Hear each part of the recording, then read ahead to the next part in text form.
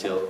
Right, sorry for interlude over, ladies and gentlemen. Consider that. What is it that you go for at a theatre? An intermission. Consider that the midterm intermission. Okay, so point 5, what were we going to say? Oh yes, we were talking about profits, that's correct. So you more than likely, and our learned colleague Alex there was just helping us out, you more than likely, Alex, to earn normal profits, because if I see that you're making an absolute fortune, I'll want to be a hairdresser as well. And can I be a hairdresser? Can I get in? Can I get in on the action? Yes, because the barriers to entry. Exactly, because these are low. So I'll just get in there myself. Obviously I would need to go for some sort of training, become a qualified scissor expert. However, I could do that, I'm sure. Right, so number 5, we're talking long run, normal profit. And that is due to the absence of these barriers here, or the low barriers. Okay. And then lastly, what would you say about pricing? So remember, in perfect competition, you're a price taker. So you've got to take the price set by the industry.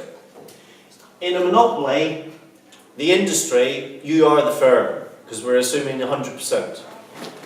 So you've got a downward sloping demand curve. So that one's perfectly elastic. That one's very inelastic. So if I started my own hairdressing salon, can I set my own, just as a yes-no, can I set my own price, Dylan?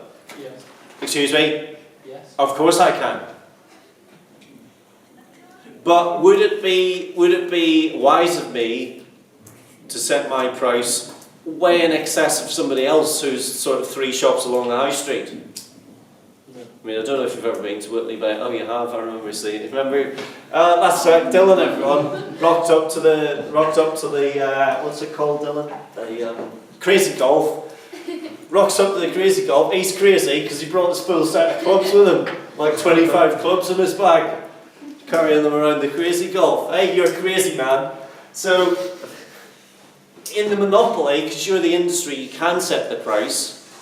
If I run my own business, I can set the price, but of course, what have I got to be wary of? The other firms' prices as well. Exactly. I've got to take account of their firm, their prices as well.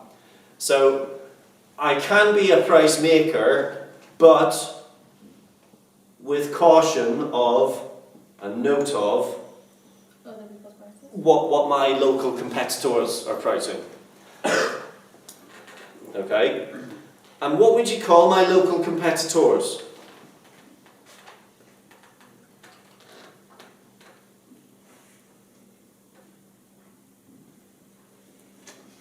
What would you call them, Max? Competitors, or they're producing a similar product, so they're producing, Substitutes. thank you, substitutes. Now think back to your studies of year 1, elasticity of demand. What's the price elasticity of demand when you've got large number of substitutes? Is it elastic, Alex, or is it inelastic? Elastic. Elastic, correct. And the same applies here for monopolistic competition. The fact that we've got a large number of substitutes whose prices we must take into consideration means that the demand is, when we're talking monopolistic, it's much more elastic, like so. So, yes, I can be a price maker. However, I must take into consideration the prices that my competitors are charging. Competitors' prices. Nota bene, your competitors' prices. Note well. Because that would be bad business practice, wouldn't it? Roshan. Yeah. Excuse me. Yeah. Sorry? Yes. Thank you, thank you. Yes, it certainly would. Okay. So those are our characteristics. Now let's get to the diagrams. Now your colleagues there have just come in from the exam. They've been learning these diagrams frenetically for the last 3 months or so in anticipation of the exam, and then they've gone through paper 1, paper 2, paper 3, and the only market structures diagrams that have arisen were number 1, Monopoly, and then the paper that they've just done today, they had a whole, actually the big question on it, the evaluation question was on oligopoly, which is what we'll look at next.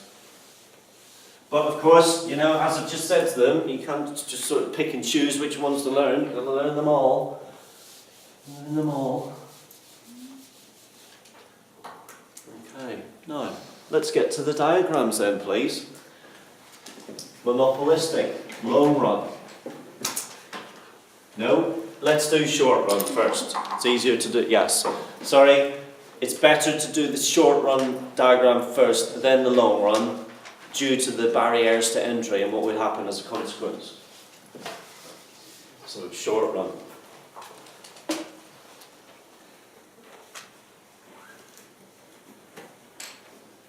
And Nathan, what do we say we'll be making in the short run? Abnormal profit. Abnormal profit.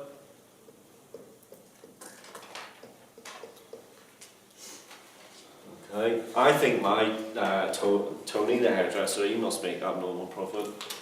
He's always going on holiday and skiing and all sorts of things. He make a very good living as a sort of salon owner, if it's popular and successful.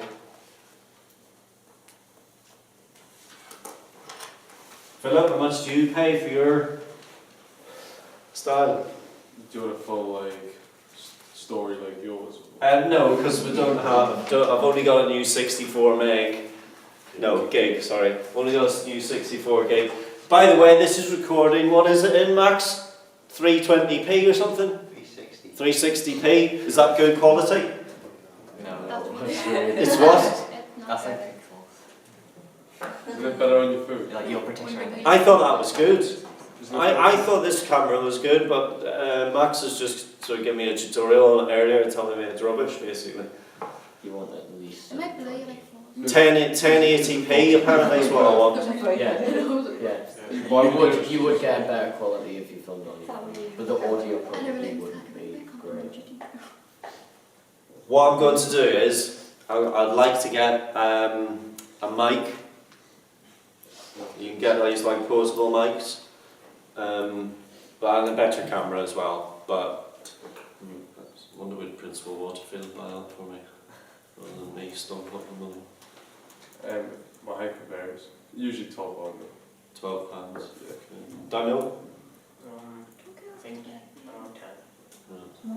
Okay. Right, so AR curve, much more elastic than our Monopoly one. And really, to be honest, that's the only distinguishing feature here between the Monopoly and the Monopolistic. There's not a lot of difference. So this is your AR demand. And this is your MR. And again, same thing, MC, supply. What's the profit maximising output rule, Serena? MC equals M1. Profits are maximised when MC is equal to MR, absolutely right. Can the lines touch the bottom? Excuse me, can Those those lines, thank you, touch the bottom like they can do if you keep it going, yeah.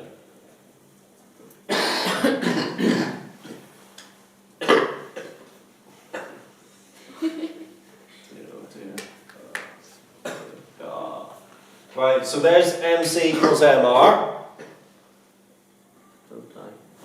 So that's QMC, so that's the output for the monopolistically competitive firm. Is that the price, Radhika?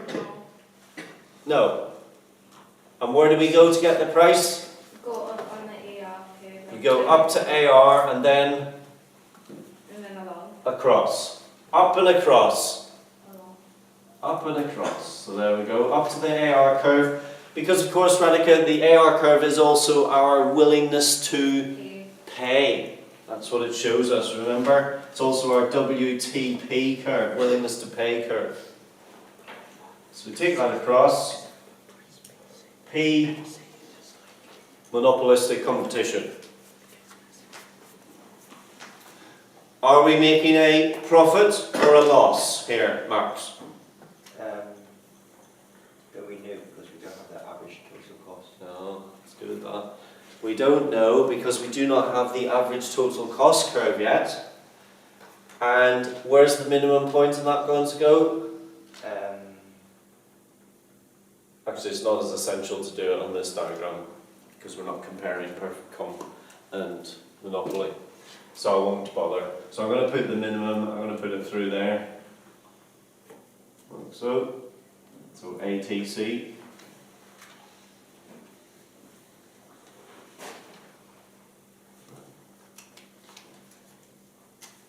And again, up from the profit maximising output to the average total cost curve gives us the cost. Take that across, and that's your cost for the monopolistically competitive firm.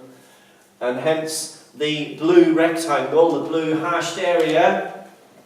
Rebecca, that is all Abnormal profit. abnormal profit, correct. So the only real difference there, Nathan, between that diagram and your monopoly diagram is what? The minimum point of the And? and the ARS. Yes, the Demand curve. what do you call it? The elastic demand The curve. elasticity of that, correct. And that's really the only difference. And of course the other difference is this is short run, whereas monopoly is long. Okay. Okay. Now then, this firm in the monopolistically competitive environment make an abnormal profit, so outsiders looking in think, I'll have a piece of that action, thanks. So they decide that they're going to be hairdressers as well. Now, Alex, this is the main high street here, okay? And here you've got so and so, that's Tony, and then you've got about 20 charity shops, and then here you've got Cuts, and then you've got 20 charity shops, and then here you've got, what's that other hairdresser's called? Here you've got Saks, okay? And then besides Saks you've got about, besides Saks you've got Saks hairdressing, and besides Saks you've got, Yeah, food shop.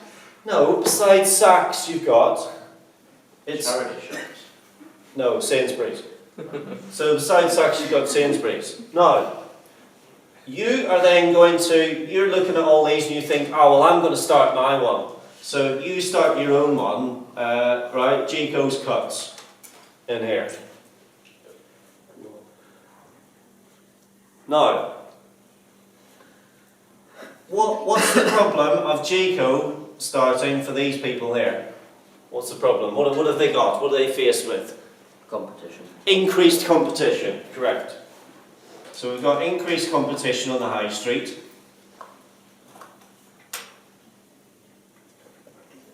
And so to make my hairdressers stand out from the crowd in an increasingly congested marketplace, what will I then have to do? Nobody? Sydney? Prices. Maybe? Yes? Increase your costs. What cost specifically will I have to increase? Because it's not, it's cutthroat. Spending on advertising. Yes!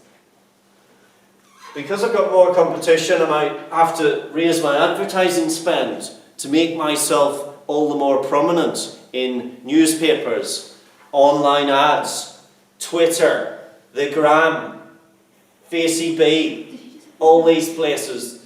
look, Radhika, I'm down with the lingo. The No people one out there says know what that, I'm they talking literally no one about. says that. People don't say what? Like the gram. Of course they do. Of course they do. I do. I've heard people talk about it. Oh, what do you say? No, he doesn't. Easy beats. No one Yeah, says put it on the face. ground. Exactly. Right, okay, you can call me that. Put it on the ground. Are you kidding? No. I think that's just. I think So, that's lies. No. I would, regardless of whether it's true or false, Let's get a photo for the graph. exactly. I'm not sure. I would have to spend, I'll fast forward through this, I would have to spend, sorry, You're gonna fast forward it, why didn't you tell me you did Yeah, stop. They're probably going to passport. well, because I didn't know you were going to start, banging on about, You're not gonna hear this. for like the next 5 minutes about it. Anyway, I'll have to spend more on advertising to distinguish my product, stroke service, from everybody else's. So what's going to happen to my cost curve as a consequence? It's going to go up, up and away. Yes. So the cost curve is going to go up. Right, now we draw a separate diagram for this, but I'm just for the millions of viewers, I'm just for the millions of viewers. Ladies and gentlemen, if you can hear a voice in the background, sort of dissenting voice every 5 or so minutes, it's just a student in the back corner there. So the dissenter in the back corner. So the costs go up, and what about, Whitley Bay is quite a small place, not a few thousand people living there. Few thousand were spread among 3 companies and firms, now 3,000 are spread among 4. So what potentially happens to my market share? Demand would shift. Demand would, Decrease. yes. So the demand for my product, because we've got more competition, now obviously if it's Tony, very loyal customers, but you might, and for the purposes of the theory we do assume this, so the demand is going to be moving inwards. So your costs are going up because you've got more competition and your demand is coming down. Yes. We're drawing that. We're going to now draw the long run equilibrium where we shall illustrate this, yes. But I'm just explaining in a very succinct fashion, and in my use of excellent example, what happens. I'm not going to say anything. Okay, so now we're going to draw the long run equilibrium diagram based upon what we've said would happen here. So I'll draw this over on this side. No, I won't. I'll draw it on this side. Is that in focus? Is both sides of the board in focus?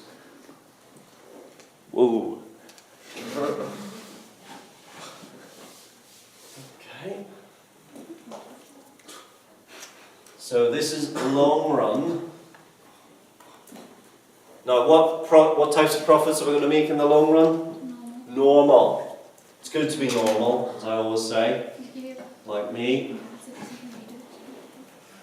To be normal. Good to be normal. You're not even normal. Thank you.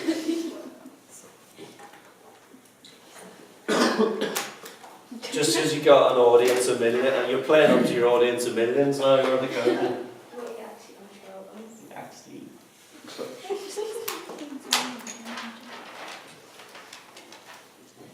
Okay, and there might even be a case for saying that this curve gets even more elastic as well, because you've got another competitor in. So it might even be flatter, you could also say that. So you've got less demands, because you're now an ever decreasing in size fish in a bigger pond, in that respect. So we're not going to draw it starting up here because demand's moving in, so we're going to start maybe here, flat curve. AR, which is D. And your subsequent MR.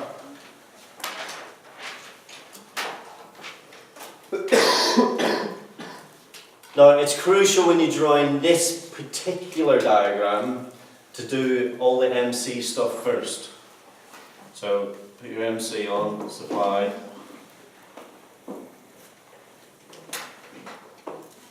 Max, what's the profit maximising output rule? See what I did there? Where MC equals MR. Thank you. MC equals MR, which is there, of course. Take that down. That's the output of the monopolistically competitive firm. Then we're going up. Then we're going across.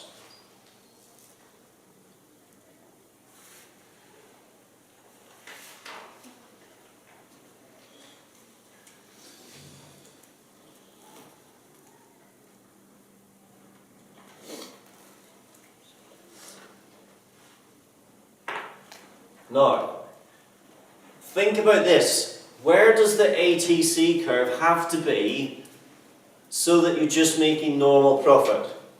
And it's worth having in your mind the long run perfectly competitive diagram. So there's MC, ATC, AR and price. Now that's long run normal profit for perfectly competitive firm. So the ATC, the average total costs are...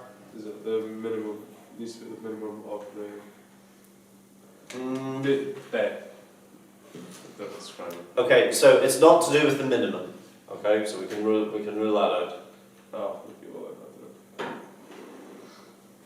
Aaron, what were you going to say? Well, just that the cost has to equal the price. The cost has to equal the price, exactly. So the minimum would probably still be at MCAR, but it would curve so that it intersects at. That would be a fine diagram indeed.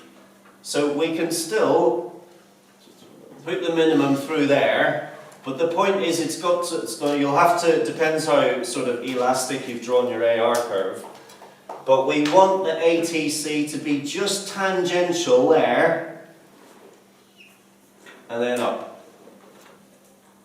Now you might have to draw that quite flat, at least this section of it here. So you're not at the minimum, you've got to be to the left of the minimum. But we can see that at this point, price is just equal to the average total cost.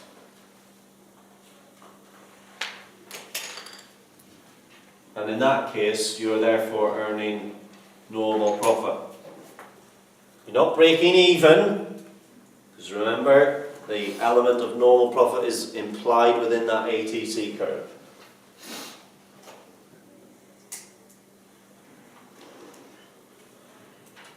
Yes. You know, because it's monopolistic, Yes? and like even for monopolies as well, you know how they produce the left of the ATC, Yeah. and therefore they could reduce the cost. Increase scale, Yeah. lower Reduce costs. And obviously that means they'd have to increase quantity. Is the revenue greater there than it would be if there aren't the economies of scale? Like perfect. Okay. Does that make sense?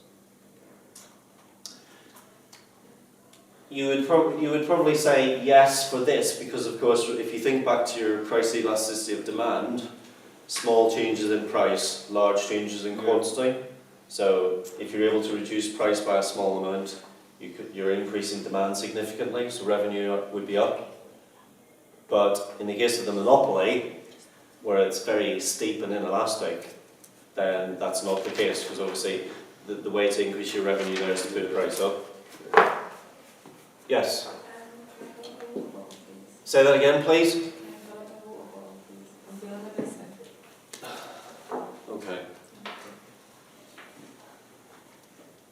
Right. Now, yes, Serena? It might be a stupid question, but why did you have to slope it down until it hit like the MCER kind of point?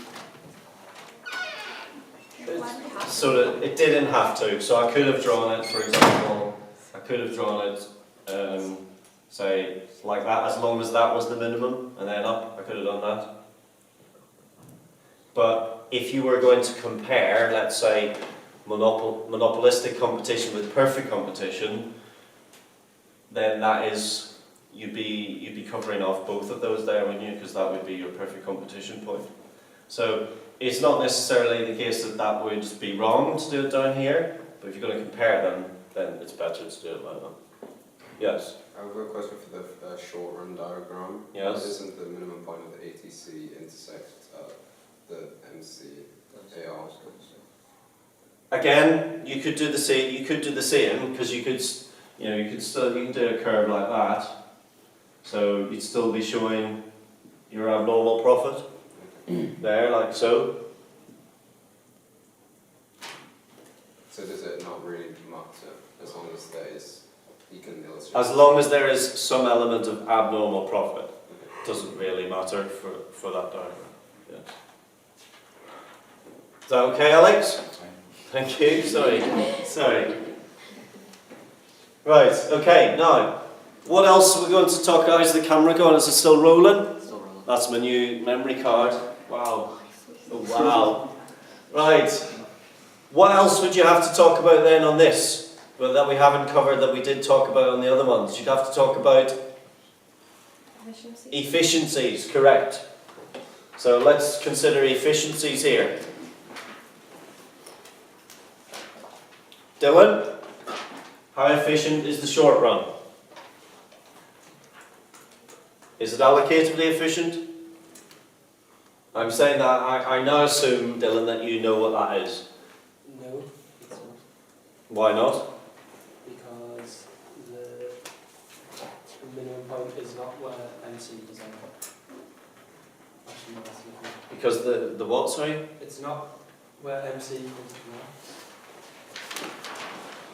What's allocative efficiency? It is not. The quality is not where the demand equals the supply. What is allocative efficiency? Where the demand is Where price equals... I know what it is. Yes, right, okay. Well, Price equals MC. thank you. Where price is equal to the marginal cost. Well, Dylan, there's the output. There's the marginal cost of that output. There's the price. So there's the MC, there's the price. Clearly, they're not the same. So we can say that this is not allocatively efficient because price does not equal marginal cost. Sydney just re-entering the room. What about Alex? Productive efficiency In the short run. in this one. And it doesn't matter whether we're talking about red ATC or black ATC, it doesn't matter. It's not the minimum point, so it's not. Correct. P does not equal min ATC, so it's not productively efficient either.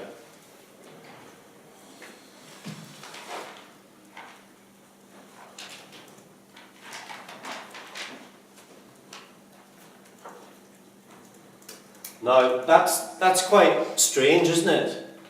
You would expect that of Monopoly, because Monopoly's way over here. It's like the other extreme. But actually, monopolistic competition is getting close to perfectly competitive, but yet it's neither of these two things. It's neither allocatively efficient nor productively efficient.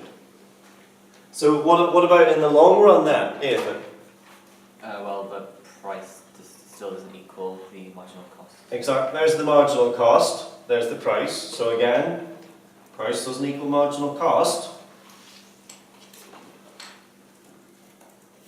And It's not allocated. it's not what that's allocative efficiency. It's not productively efficient. And why, Philip? Because the price doesn't equal the minimum. Exactly. There's my minimum there or there, and it's neither of those. Is that not expected